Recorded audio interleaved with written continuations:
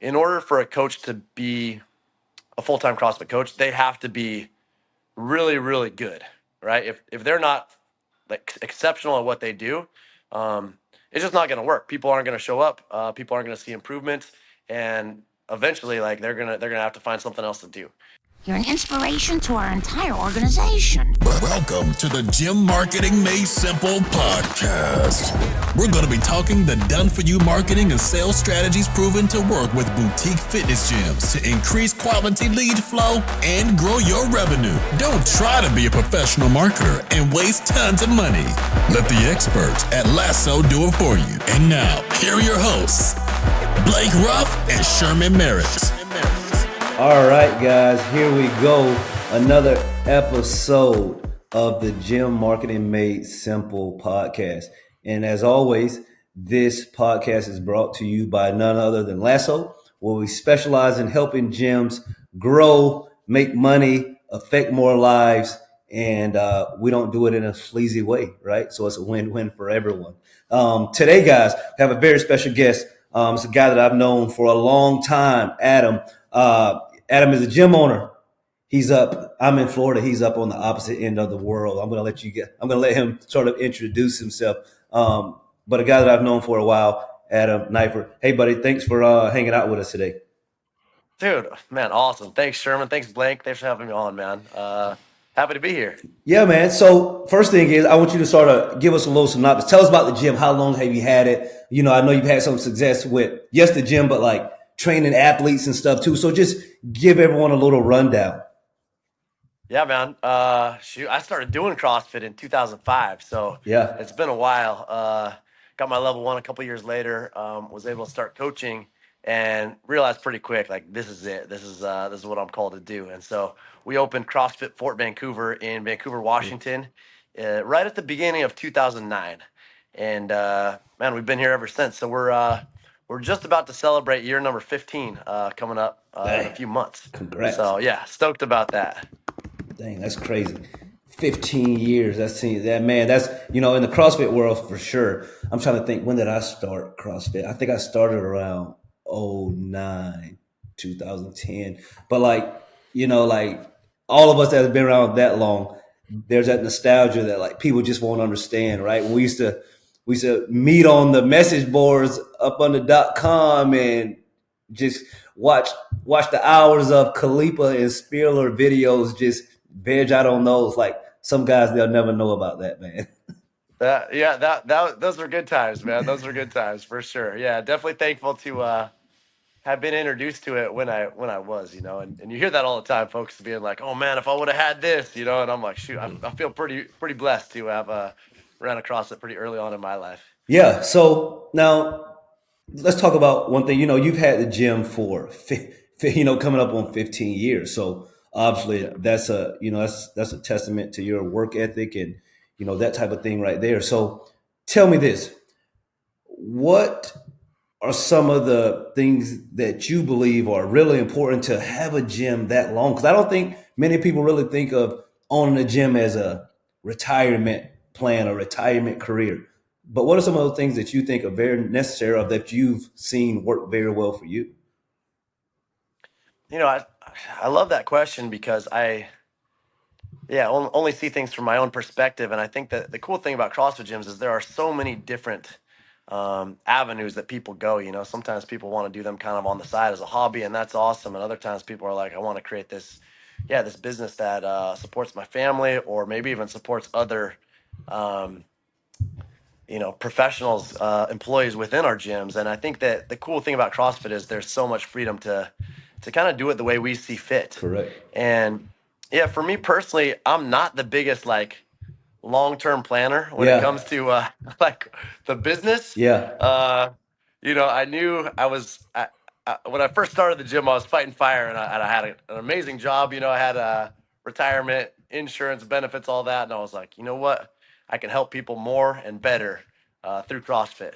And so when we first signed that lease, I didn't know if we were signing out. We signed 1 year, and I was like, man, I don't know if we're going to make it 1 month or 6 months, or maybe we'll make it to a year. Correct.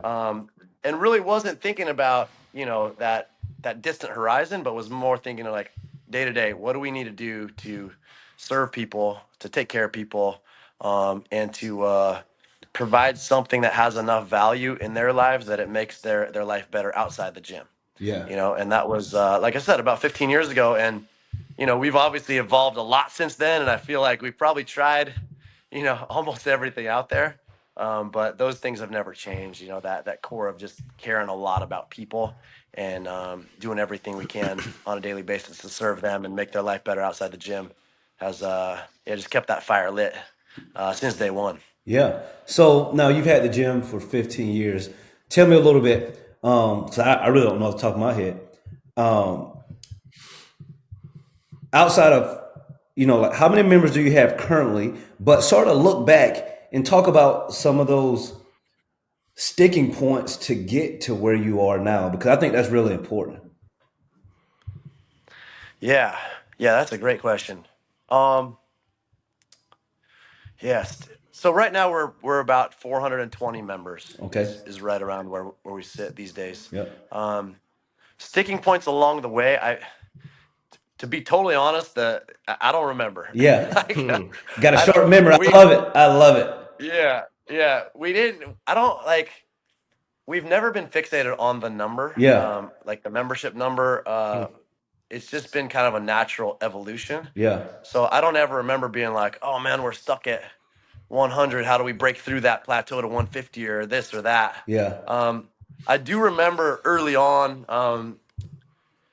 just kind of having the barrier of space. We were in a small space. Yeah. So it was only maybe 2 years in, we were like, hey, we got to find a little more space, Yeah. and that was just kind of the need. And, same thing when we've expanded a couple times in the same space that we're in now, just kind of, it's like warehouse units, right? So one neighbor's moved out and Yeah. we're like, Take hey, over. We want it. Yeah. yeah, yeah, and we're like, man, I don't know how we're gonna pay for that extra lease. Like, it seems like daunting and overwhelming, but like, we know we need to do it because if somebody else moves in there, who knows when it's gonna come open again? Yeah. So there's been those things, but um, yeah, specific barriers have come also. So the space is one thing, and then the other thing is when you have really good people, you're like, in terms of coaches, Yeah. you're like, hey, you know if we want to keep these people around, we need to create an opportunity for them to make a living doing what they're doing. They're so good at what they do. How do we create more opportunity for them? And so every time that we've grown a little bit, it's like, hey, this person is coaching, part time, and they want to do more. How do we give them that opportunity? Yeah. And I feel like every time we've made those decisions, they've been really challenging because at the time you're like, I don't know how this is going to work out, but I'm just going to have some faith and some trust that it is. And so far it's worked out pretty okay. Yeah, so on that note, so like, investing in people. So I mean that's tough, right? But at the same time, if you could look back and when you made those jumps to say, all right, I'm going to pay them more or whatever it is incentive wise, how Yep. do you think that's correlated to your growth? Because a lot of times you hear like, hey, if I pay this person $1,000, let's just say it's just 1,000, I should get a 10x return, right?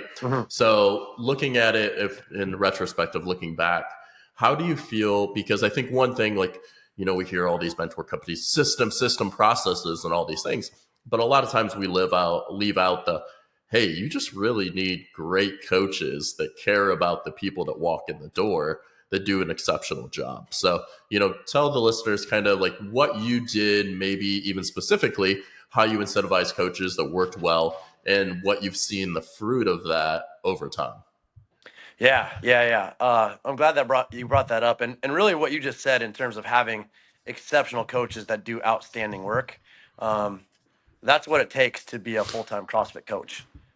Years ago, I think there was kind of two avenues. You could either own a gym and kind of scrape by, or you could be on seminar staff and kind of travel every weekend coaching seminars. Yeah. And to be honest, there wasn't a clear path for CrossFit coaches to move into career type positions, right? And for us, it was about 2017. We had a lot of coaches, and we had a lot of coaches doing great work, and they were all coaching for the right reasons. Either they or somebody in their circle, friends, family, had a life-changing experience through CrossFit or through our gyms, and they wanted to be a part of helping that and sharing it with other people. So, we had firefighters or teachers or whoever that had this job that they earned a living, but then they had this hobby of coaching CrossFit on the side.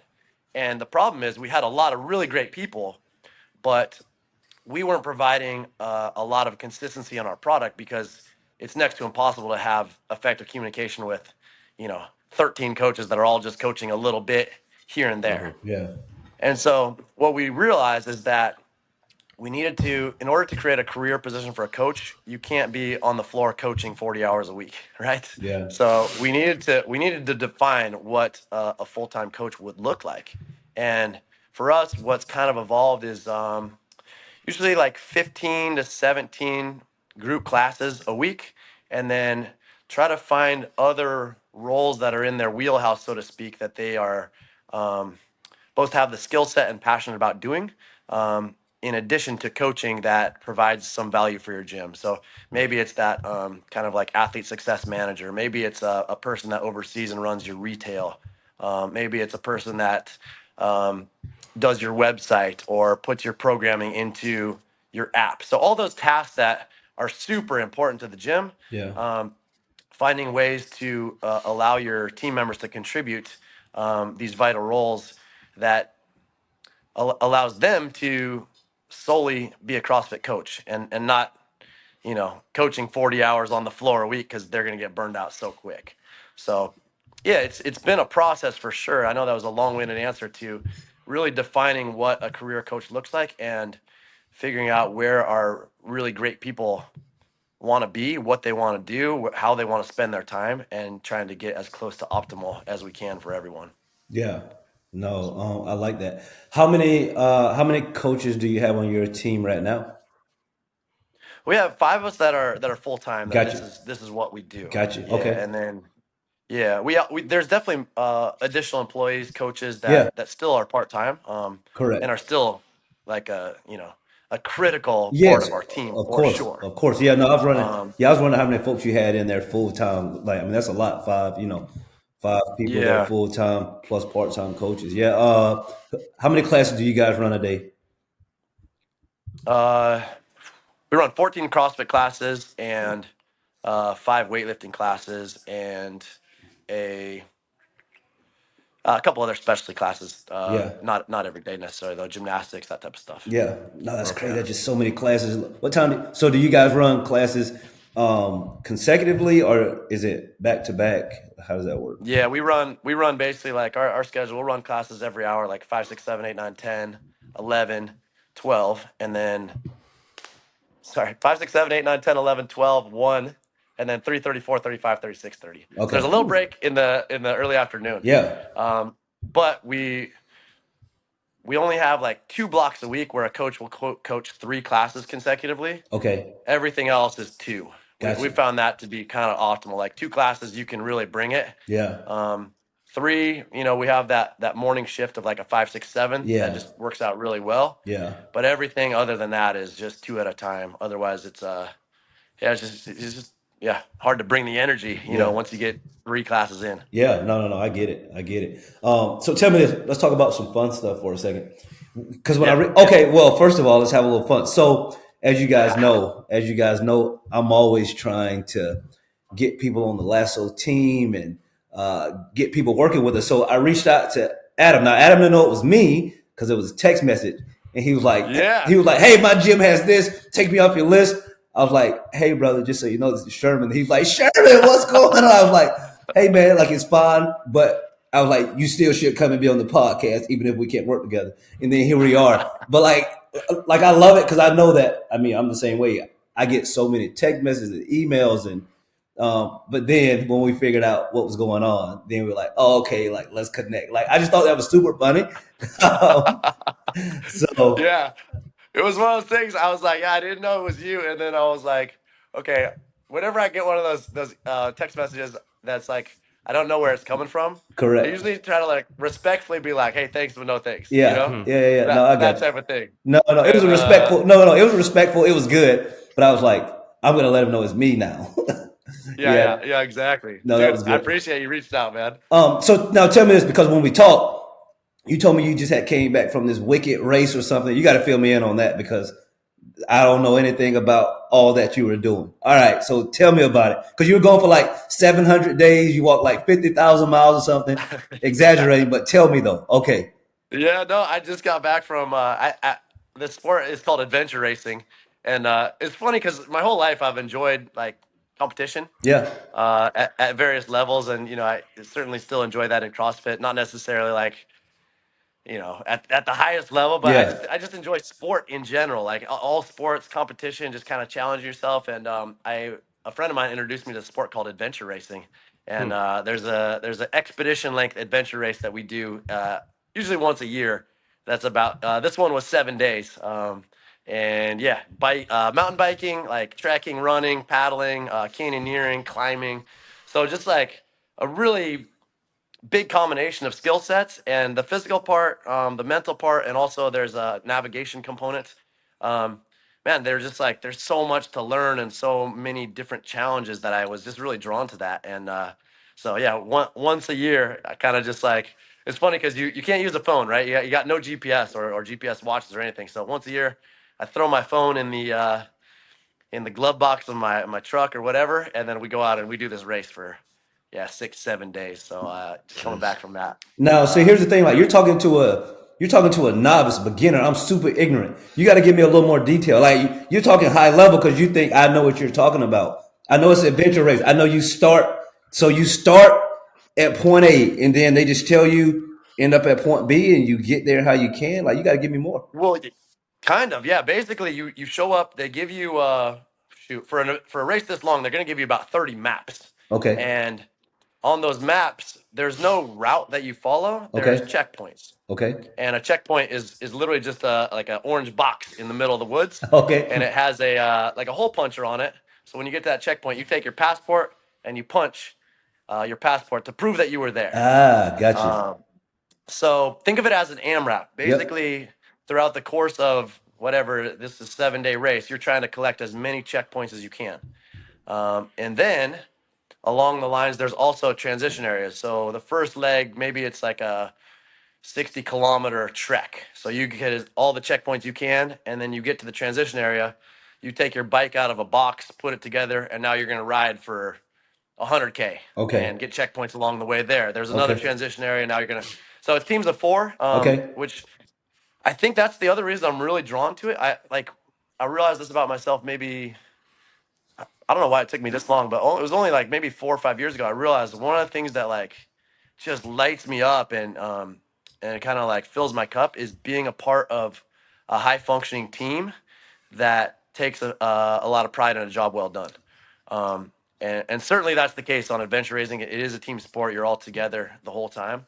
But bringing it back into the gym, like, man, that is just something that I'm passionate about is being a part of a team that crushes. Yeah. That like I said takes pride in a job well done. I really, for whatever reason, I just enjoy that in many different settings. I feel fortunate. Like I get to be a part of different teams, um, and man, it's yeah, like I said, it is something that I love. No, it's funny you say that because I think that's something that, so I played basketball in high school, college, all of that stuff. So like, I'm used to Yeah. being on a team, right?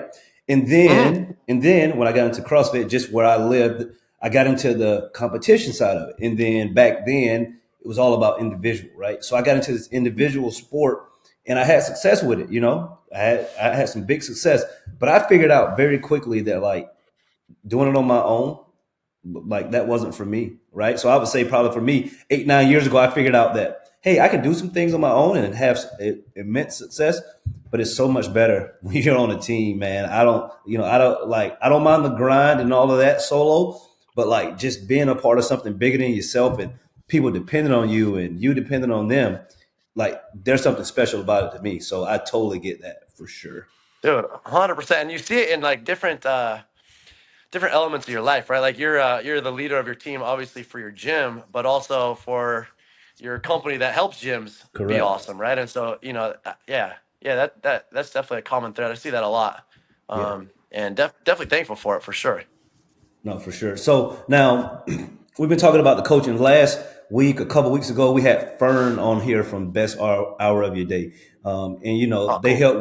help with business coaching and all of that stuff. But they're really big on excellence in coaching in the gym. I know, I know that you're big in that too. How important is the excellence in coaching in your gym? How much time do you guys spend on developing your coaching and all of that stuff right there? Never enough. There's Yeah, always potential to improve. And so I never like to, stand up here and be like, "Hey, we got it all figured out. This is, we're awesome. This is how it's done." yeah, But what I will say, and when Blake asked about kind of metrics with coaches and those types of things, it's like in order for a coach to be a full-time CrossFit coach, they have to be really, really good, right? If they're not like exceptional at what they do, um, it's just not going to work. People aren't going to show up. People aren't going to see improvements, and eventually, like they're gonna have to find something else to do. And so, investing in our people, investing in our coaches is a big part, I think, of why they have success and why they can be full-time CrossFit coaches. And it's something I'm proud of, in the sense that, like, we have a couple of our coaches that are parents, and they can maybe coach early or maybe coach late, whatever works for them, and be that stay-at-home dad that can also be there for their kids, in those infant years, and those types of things. And so I think that in order to create those opportunities for our team members, the simple like foundational piece is there are so many really good courses out there that are available. And I think it's too often that CrossFit coaches get so like in the trenches of coaching that we forget to go out and learn and improve ourselves. And so, doing a 2-day seminar or something like that at least once a year yeah. is huge. Not just for the content that you learn, but also, like, man, have you ever gone to a CrossFit course or otherwise and not come back super inspired about what you're Oh, doing? definitely fired up. Definitely, You're fired up, man. absolutely. And people can feel that. And so, investing in the education is huge for us. We also, our core group, we have the luxury of being able to gather every week for a team meeting and develop some of that, or dedicate some of that time to coach development. Obviously, there's other, you know, nuts and bolts of the business, the programming, the different things that need to be discussed. But coach development and practicing our craft is huge. And then I think that probably the biggest tool, one of the biggest tools to invest in coach development for us is we all do our gym programming. Like, we take each other's classes. Yeah, And when we take each other's classes, there's always opportunity for feedback. One thing that was awesome, one thing that, maybe there's room for improvement, something like that. And that's kind of a daily conversation that's really informal. Years ago we would do, and we still have a class evaluation, yeah, a form. We've defined what we feel like makes an amazing class, and there is a way to actually go in and evaluate and get a score out of 100 points possible, yep, in ten categories. It's basically adapted from the CrossFit Level 2 course. correct. But when we used to do that once every 6 months, it wasn't very meaningful, because it's like, well, it's just a once in a while, Correct. one-off type of thing. Yeah. But that, being committed to doing our own gym programming and taking classes from one another, we can consistently provide that feedback for one another that I think makes us always want to level up. So that's been a helpful part of the process for us. Good, good, good, good. So tell me this: what do you think has been one of the biggest lessons that you've learned from having a gym for so long? It could be one or two, but like, I want you to think about this, right? Like, because I believe that just in general, people look at entrepreneurs and they think like, oh, like I would either do that, or either they think I would never do it. But I believe that we as entrepreneurs, once we've had businesses for X amount of years, there's so much stuff that we can learn. And I actually want to rephrase the question. I don't want you to think what are the top one or two? Because that's too much. Just give me one or two that you would tell a new entrepreneur coming in. Like, what would you tell them? Hey, man, like here are one or two things that you definitely need to make sure that you're focused on. Hmm. That's a good question. I think, yeah, I mean, the first one goes back to that conversation that we had about a team. You know, just for me, man, having people around you that you just, for me, my team is my best friends. You know, Yeah, yeah, people that you enjoy just being around and doing life with, has been super fulfilling, rewarding. Yeah, just gratifying is just being a part of that team. So finding the people that, yeah, just really uh, exemplify your values and your culture. And I guess that brings up another one, which is to be intentional about creating the culture that you want to have, right? Not just kind of leaving it to a happenstance or just being a leaf in the wind. And honestly, I didn't know that when we first started. We had a lot of years where we were just like, hey, we're gonna take care of people, we're gonna treat them awesome, we're gonna make sure that they improve their lives as a result of the time that they spend with us, and it's gonna be awesome. And then when we did get more intentional about actually defining what our core values are, and then kind of building our gym culture and using those core values to uh, just steer our decision making, I think that is when our gym truly kind of took off. And yeah, if it was a new entrepreneur doing that, from day one, it would be awesome. yeah. For us, it took a few years to kind of learn how valuable that would be. But when we did, like I said, it was it changed the game for us, and I think it's a big reason why we've been able to have some of the success that we have. Okay. Values changed at Well, all, like from when you opened to now, or is it, or do you think it's always been the same? It just wasn't vocalized. I think that man. So we didn't define them from the beginning, but we tried to live them out through example. And then I actually went to is actually an affiliate excellence seminar with Ben Bergeron in probably 2018, and then read a book called The Ideal Team Player by Patrick Lencioni. nah, Amazing book, by the way, and that really resonated with me. And the idea from his book is being humble, which is really just putting others before yourself. Being hungry, which is like just being driven to constantly seek improvement. And then the third core value there is being people smart, which is that's the one that Lencioni talks about, being people smart and just knowing how to respond to people. But for me, we were like, wow, how do we want one more core value? And I realized that anytime anybody asked me how I was doing, they're like, hey man, how's it going? I'll be like, awesome. So it's awesome. yeah. Doing awesome. Like no matter what, even if I was having a challenging day or I was sore or whatever, I would just, even if I wasn't feeling that way, I would say, hey, I'm doing awesome. Cause even if there was like a little moment of like things aren't perfect, overall, like I feel like I've been so blessed in my life. My faith is a big part of that. I have a God that I know that loves me. I have a family that's absolutely amazing. So no matter what's going on in the moment, things are awesome. And so that is what kind of led to our core values of being humble, being hungry, and being awesome. And we talk about that, in our coaches meetings. We look for examples of that in our community. It's not like just some cheesy thing on a t-shirt or whatever. Yeah. It really does define our gym. And to go back to your question, Blake, we didn't put those down on paper from day one, but I think that those first, whatever it was, 8+ years when we didn't have them defined, we were living them out, and they led to us realizing what our identity was and who we wanted to be as a culture in our gym.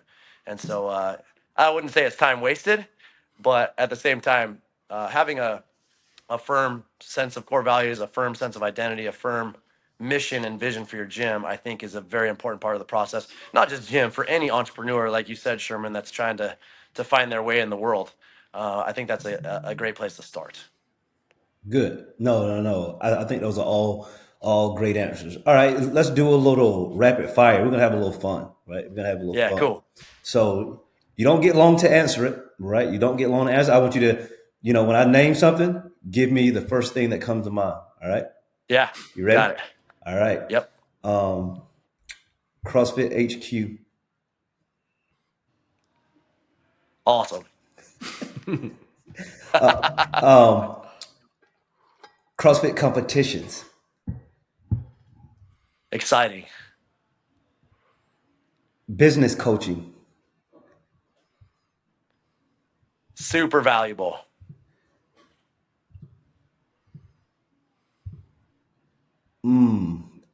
I got one. Servant leadership.